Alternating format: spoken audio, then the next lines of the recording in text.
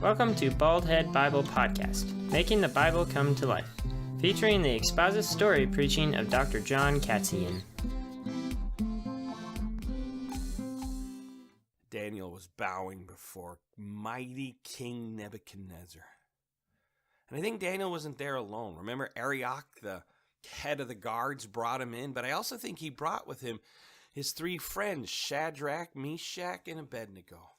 The reason I think that is throughout this passage there in Daniel chapter 2, he keeps using the word we.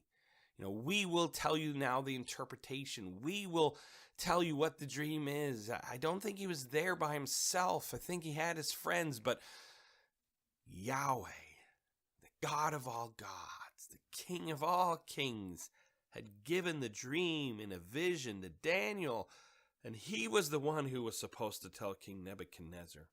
He was the one whom all their lives rested upon. If he got this wrong, off with their heads, they're all dead, right? If he gets this wrong, a whole Babylonian wise men class is wiped out. I can imagine King Nebuchadnezzar up there on his throne looking down at Daniel. He says, "All right, Daniel, do you know my dream? Can you interpret it?" And I think on the outside, the king's acting all tough, right? But on the inside, he's thinking, "Please, Daniel, please tell me the dream. Please, it's been scaring me for weeks now. What does it mean? What does it mean? I sure hope you know, Daniel." Daniel stood up. He said, "O king, the interpretation has been given to me, not because I'm smarter or wiser," though he really was, but not because I'm smarter or wiser than the Babylonian magicians and astrologers, but it's been given to me for these men's sake. And I think he's pointing at Abednego and Shadrach and Meshach, and he's probably thinking of all the other Chaldeans and magicians that'd be killed if he gets this wrong.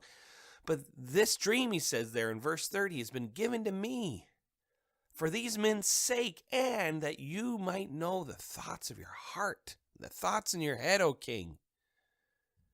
And he said, "All right, king, this is what you dreamt." You can imagine the king leans forward, and Daniel takes a deep breath. "If I get this wrong, we're dead, but I trust Yahweh. I know what he told me is true."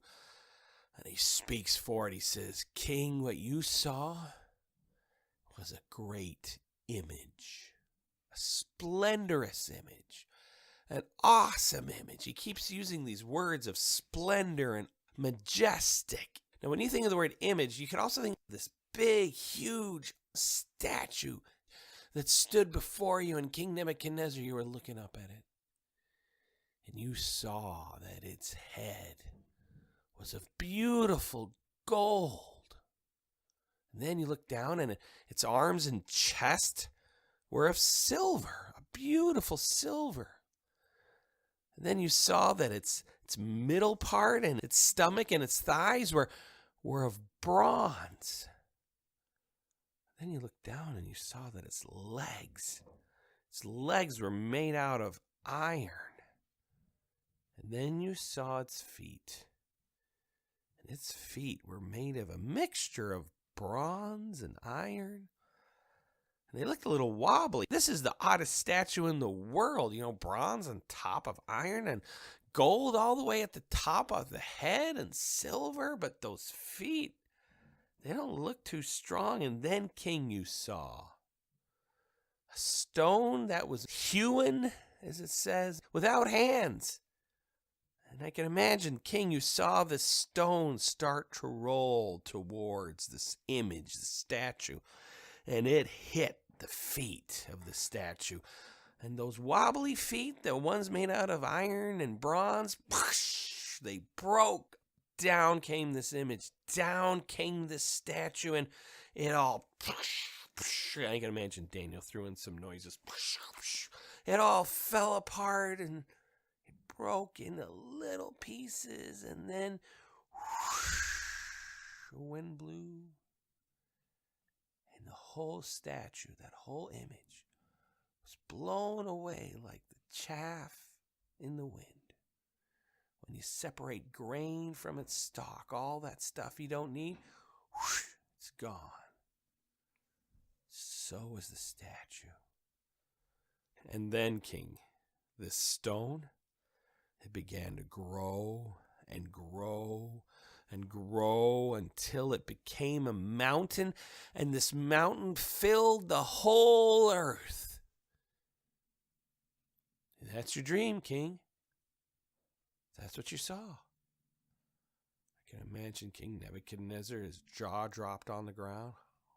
What? He got it exactly right. He's thinking in his head. And now he's thinking, well, what's the interpretation? And then Daniel leans forward and says, all right, here's the interpretation, O king.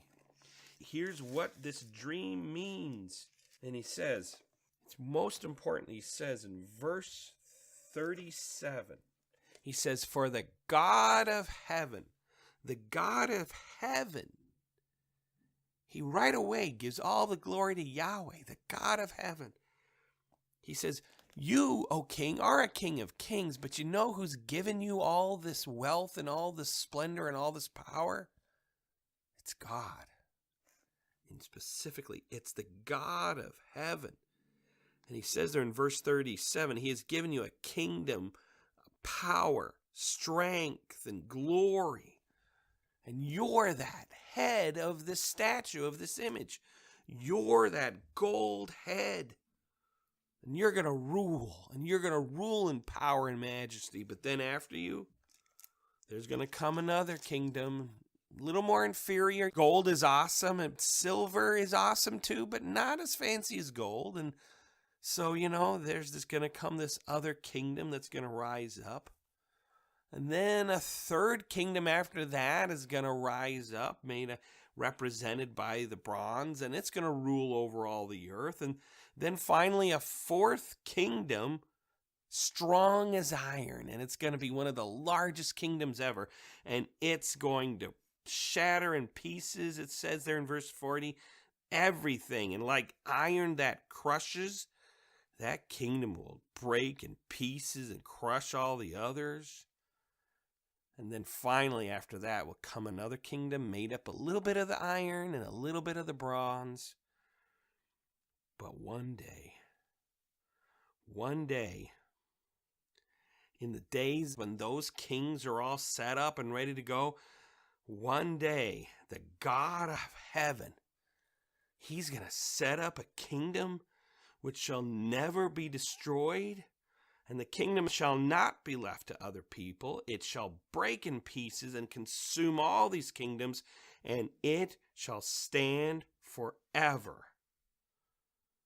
Inasmuch, it says in verse 45, as you saw that the stone was cut out of the mountain without hands, and that it broke in pieces, the iron, the bronze, the clay, the silver, and the gold, then he says this, the great God has made known to the king what will come to pass after this. And then he says, this dream is certain and its interpretation is sure. You can imagine at that point, Daniel just drops the mic and walks away. Or he pantomimes dropping a mic and walking away. And the king says, you're right. That is exactly right. Oh, thank you, Daniel. Thank you so much for telling me this dream. Then he says something really interesting in verse 47 of Daniel chapter 2. He says, truly now I know that your God is the God of gods, the Lord of kings, and a revealer of secrets, since you could reveal the secret. Think about that. He knows Daniel worships this Jewish God, not Marduk, not the Babylonian deities. He worships Yahweh. He says, I still believe in my God, but your God is the God of all gods. He's the Lord of all kings. He is sovereign over everything. Thank you, Daniel. And he gives Daniel charge. He puts him head over all the other Chaldean magicians, all the other magistrates. He gives them a whole area there. He puts him in charge over the province of Babylon, and everybody underneath him has to report to Daniel. He raises this Jewish slave hauled in from another country, raises him to basically second in command, top of the top. Well, Daniel, like a good friend, then in verse 49 says, hey, king, could Shadrach, Meshach, and Abednego, could they have some spots too? They're really good. They're smart. They in the top of the class too, And so the king says, all right. And because Daniel followed Yahweh, trusted in him, this pagan king saw the beauty and majesty of his God and said, I'm going to raise you up. I'm going to put you practically second in command. And I'm going to reward your friends too. And yay, everybody's happy. Great story. Awesome ending. But no. Because do you think that made the men and women who were Babylonian and maybe fought alongside King Nebuchadnezzar, had risen to a level of prominence in the kingdom, do you think that made them happy to see this Jewish exile, this person that they brought in from who's not even Babylonian, raised above them? No, that didn't make him happy at all. And King Nebuchadnezzar, he was thinking, yeah, this Yahweh is amazing. And the interpretation of this dream is amazing. But as you're going to see, King Nebuchadnezzar was an arrogant, prideful fool. Because I think he began to think, hey, at the top of that was that gold head. And that's me. That's me. And he began to think, I'm going to build this image, except I'm not going to build that whole image of bronze and silver. No, that'd be too tough. I am going to build a statue of gold and of worship to the greatest man on earth, practically God himself. Who could that be? Hey, you know what? It's me. I'm going to start to build a worship and a religion to myself. And so it says there in Daniel chapter 3 that King Nebuchadnezzar, he starts to build a massive statue in the plain of Dura. D-U-R-A, the plain of Dura. The word plain there means a flat area surrounded by mountains.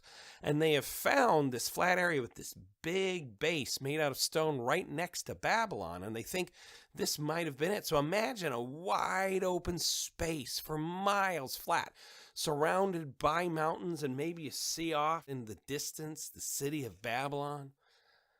Well, King Nebuchadnezzar begins to build a beautiful golden statue that is 90 feet tall and 9 feet at the base. So imagine that, 90 feet tall. Imagine like an 8-story building. That's how high this was. But it's only 9 feet wide. Now, if you look at that architecturally, right, it's going to topple over. 90 feet high and only 9 feet wide. That's not too stable. So some people think if that was the dimension of the statue, maybe the 90 feet high was a pretty skinny statue. Others believe it was perfect dimensions for an obelisk.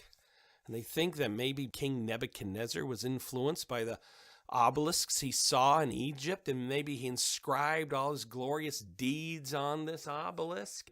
The statue would not have been made out of pure gold. It says an image of gold, and probably gold leaf over wood or gold leaf over stone. They would put gold leaf on the outside of these things. So some people think this is the perfect dimensions for this beautiful obelisk with all his deeds and wonderful things written on it. And others say, no, this is truly an image, a statue 90 feet high, 9 feet wide, but it was put on a base, a big brick base, or a big wooden pedestal of some kind that would raise it up, and then it would give it extra strength so it could be that high. I don't know which one I believe, but you know what I do believe? King Nebuchadnezzar set it up to worship him. And he started building this beautiful statue because he wanted everybody to come and honor, and he wanted to start this beautiful worship of him. What an arrogant thing. After he had just seen what this God Yahweh had done and what this God Yahweh has prophesied in his life, and he thinks, well, hey, I'm going to glorify myself at the end of all this. What an arrogant man. But he builds this massive statue. And then he calls all the magistrates and all the officials and all the satraps, it says, which is basically a fancy word for officials, and all the judges. He basically calls everybody from his whole kingdom, which would have taken weeks for some of these men to travel there. And they finally all gathered on this plain of Dura. And we're talking hundreds and thousands of people. And in the middle of all that, people staring up at this statue is Shadrach, Meshach, and Abednego. Daniel doesn't actually show up in Daniel chapter 3. Now, he might have been off on the king's business, and maybe he wasn't there. Or maybe he was so important that nobody would ever accuse him of anything. Because in Daniel chapter 3, we do know for sure who was there staring at the statue. We do know for sure it was Shadrach, Meshach, and Abednego. And then all of a sudden, I can imagine the king is sitting there on a platform next to the statue in his royal throne with all his royal entourage with him. And then the chief herald steps forward onto a large platform, and he maybe puts a big megaphone to his mouth, and he blurts out for everybody to hear, hey, listen. When you hear the sound of the harp, of the flute, of the psaltery, when you hear all kinds of music, he says, you, and he's yelling to these hundreds of thousands of people, all arraigned before the statue, all standing there in the plain of Dura. He says, hey, you guys, listen, when you hear all kinds of music, you shall fall down and worship the gold statue that King Nebuchadnezzar has set up. When you hear that music, fall down to your face and worship King Nebuchadnezzar. And whoever does not fall down, whoever does not bow, whoever does not worship shall be cast immediately into the midst of a burning, fiery furnace. And I think he took his big arm and pointed off to the right. And everybody looked over. And they saw this massive kiln. Because you know what? They had to build this statue out of something. And I think to the left, they had this beautiful gold statue. And a little bit in the distance, they had this fiery furnace off to the right. I call it a kiln. It was probably made of bricks. And inside this, they would pump coal and they would pump wood. And then they would have various holes that would open to let in air. And they would get that furnace burning so hot that they could melt gold into whatever shape they wanted it to be. Melt silver, whatever shape they wanted it to be. They could build bricks for this inside and then get all the gold nicely laid so then they could put it across the bricks, or whatever they're building it out of. They had to have this fiery furnace to make the statue. And I can imagine Shadrach, Meshach, and Abednego. They look over there. And they look at the statue. And they look at this fiery furnace with flames leaping out. Maybe they shudder. Because they can imagine, if they don't worship this image, this statue, they're going to be thrown into that thing. Then they think, but we don't worship King Nebuchadnezzar. We only worship one true God. We worship Yahweh, and that is it. We don't worship anybody else. So the chief herald, he walks back to the podium. I can imagine the king snaps his fingers. The choir director, the symphony director, the band director, whatever you want to call him, he taps his baton on the podium, tap, tap, tap, and he raises his hand, and then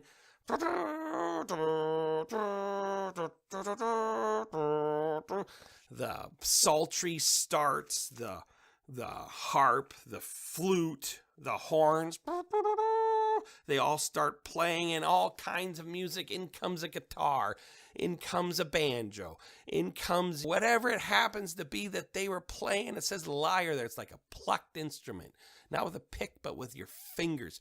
Harps and drums, all this starts playing, and the horn blows, and in the middle of this beautiful plain, in front of this majestic statue, everybody starts to fall to their knees. That person, that person, that person.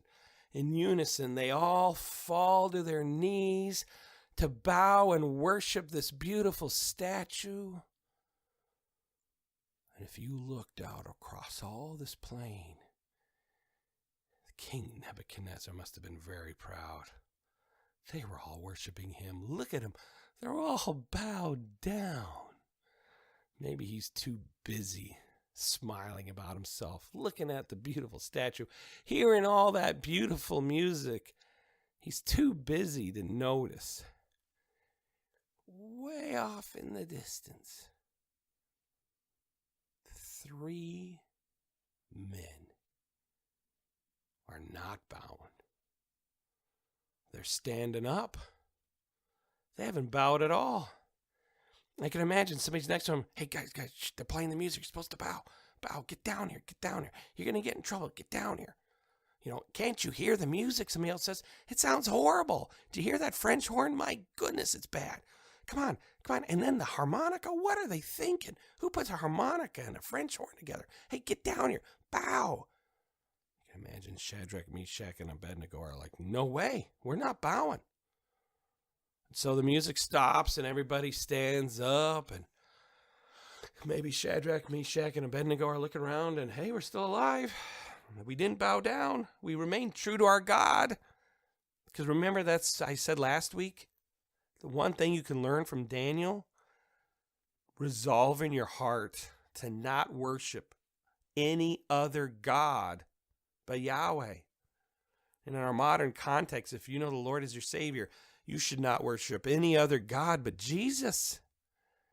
These men should not have bowed, no matter what the authority told them to do, and they didn't. And maybe they thought, hey, I think we got away with it. And maybe after a speech or two, maybe they all sat down and had a bit of lunch, and they got back up, and then the whole bunch of them dispersed. And I bet a lot of them are thinking, what was that for?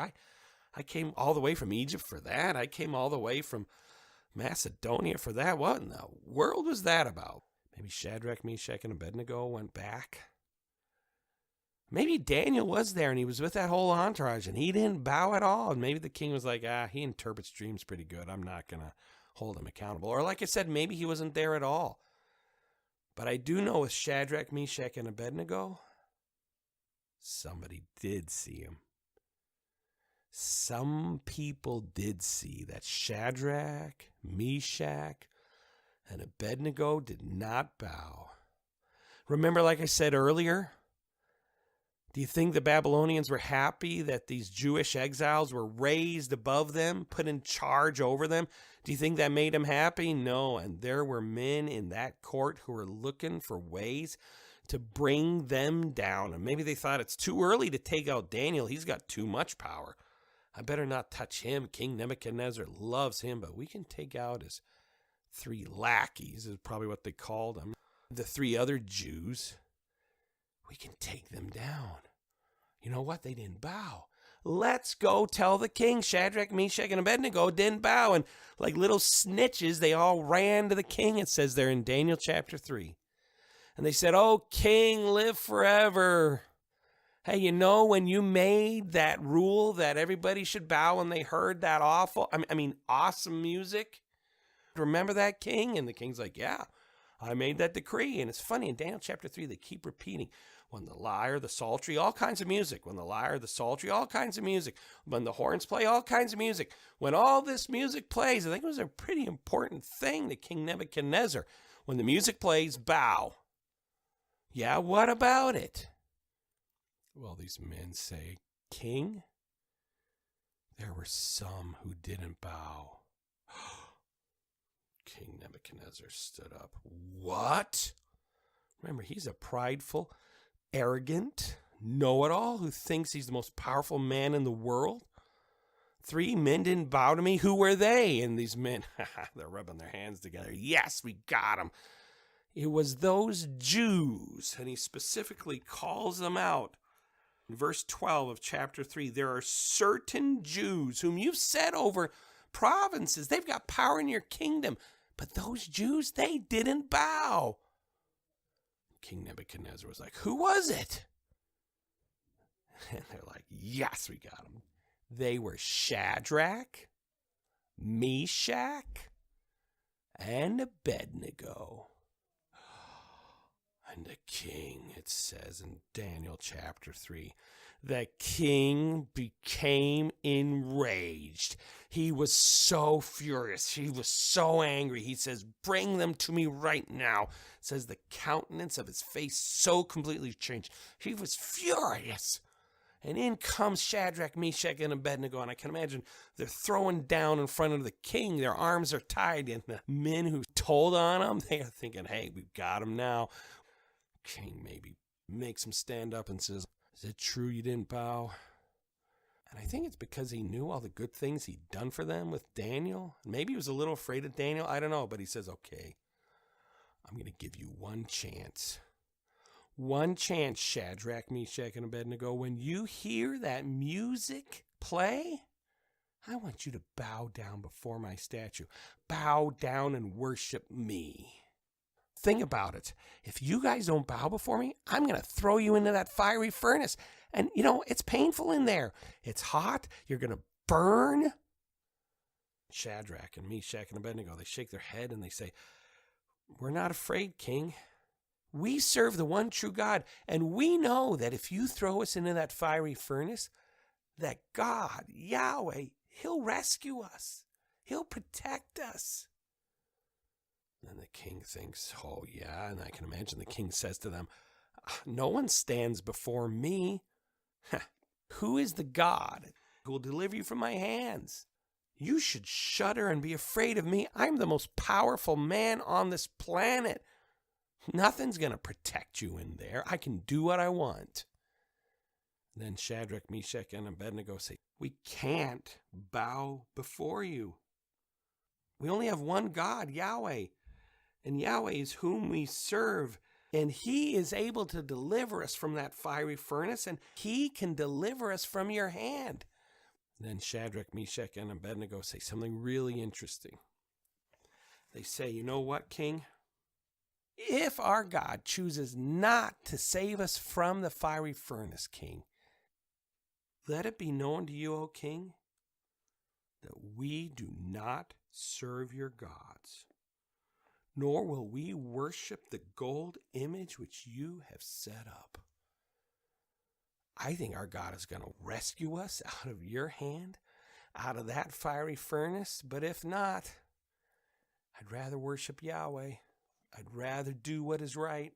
If I die in that fiery furnace, if I die at your hand, it's still better to choose Yahweh. It's still better to choose the one true God. And when King Nebuchadnezzar heard that, he became even angrier. He became even more furious, and I can imagine he tore off his crown, threw it on the floor, tore off his shirt, ripped his robes, and, he was like, he kicked the cat, hit the dog. He was mad. And he said, hey, furnace keeper, turns to the guy next to him, I want you to crank the heat up on that furnace to 7 times the normal heat. The furnace keeper's like, King, that's pretty hot right now. Can you imagine if we put up, it might kill some of the people. I don't care. Do it 7 times. It might crack the furnace. I don't care. 7 times. Do it. So off runs the furnace keeper, and he starts to open doors to let in more air, throw in more fuel, turns the dial all the way up to super max, hotter than hot, 7 times. And all this fire is burning. And then it says they grabbed Shadrach, Meshach, and Abednego, and the very clothes they were wearing, in their turbans, in their coats, it says they bound them up, tied them with ropes. Now remember, they're going to throw them into the furnace. Why do you have to tie hands and legs of somebody who's about to be thrown in a furnace? It's not like all of a sudden the fire's going to burn the ropes and they can get out or something like that. No, the minute you hit that fire, boom, you're dead. Well, the reason they did that is because they didn't want them to struggle. They didn't want them to fight on the way to the furnace. And they bound all 3. And then it says, mighty men of the army, the best of the best, the strong general, maybe a strong sergeant, one of the best fighting men of his army. 2 or 3 of them start pushing Shadrach, Meshach, and Abednego towards that fiery furnace. And I can imagine, maybe they pick them up because they bound their feet and they start to lug them towards that fiery furnace. And then they start to go up these steps one at a time. One's got one of them, the other's got the other one in their arms, and they get to the top of this furnace. Now, these furnaces were probably slightly rounded with a hole at the top. And at the top is where you could see how things are working, whether things are hardening correctly or whether things are melting correctly. Remember, they heated this thing up to 7 times the normal temperature. 7 times. King Nebuchadnezzar, he's nuts. He doesn't think rationally. He's such a fool. And I can imagine they get up there on this platform that's just above the hole, or maybe so they could look in but not throw a human body in. Or maybe it was made for that, just to teach people a lesson, this platform with railings right above the hole of this furnace. And the first guy, he's got Shadrach. He comes up to the hole, and with the flames shooting out, the guy throws him over into the hole. But in the process, he gets burnt to death. The guy who throws him in, that mighty man, dies. I can imagine the second guy's like, I don't want to do that. If I don't do it, King Nebuchadnezzar gives him the evil eye, and he's like, all right, I'll do it. And he walks forward, maybe stumbling, crunching over the bones of the guy who just died in front of him, and he throws in Meshach, and the guy who throws him in, he also gets burnt to a crisp, died just like that.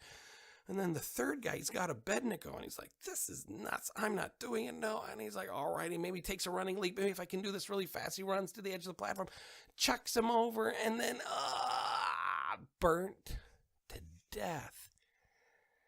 It says in Daniel chapter 3, the furnace was so hot that the men who threw Shadrach, Meshach, and Abednego into the fiery furnace were killed on the spot, were burnt to death.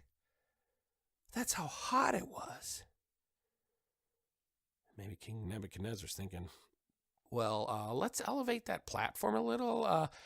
Let's get it above the kiln so I don't get burnt to death. Let's get it above that fiery furnace. And so maybe they ratcheted it up a little bit. And then, hey, furnace keeper, turn it down maybe to 5 times as hot so it's not as hot. Nebuchadnezzar must have done something, because it says he comes to the platform.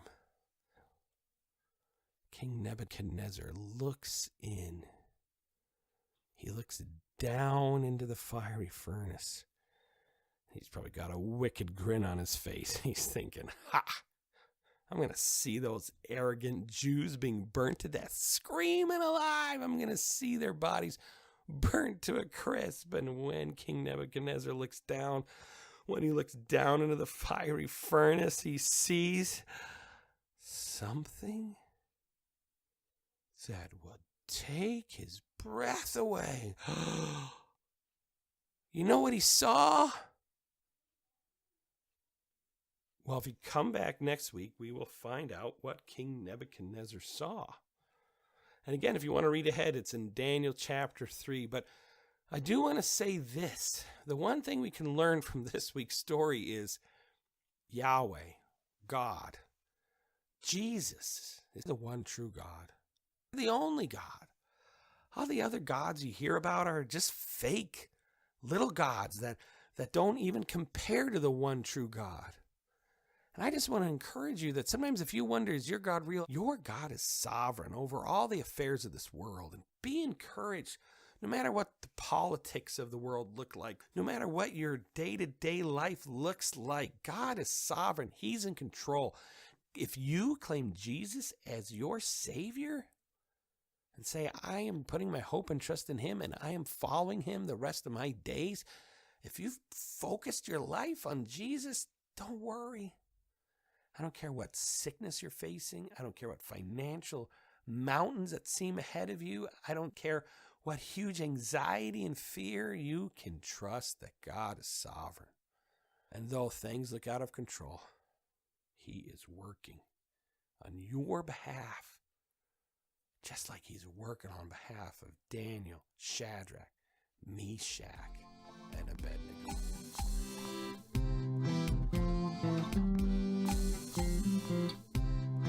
Baldhead Bible Podcast is created by Dr. John Katzian.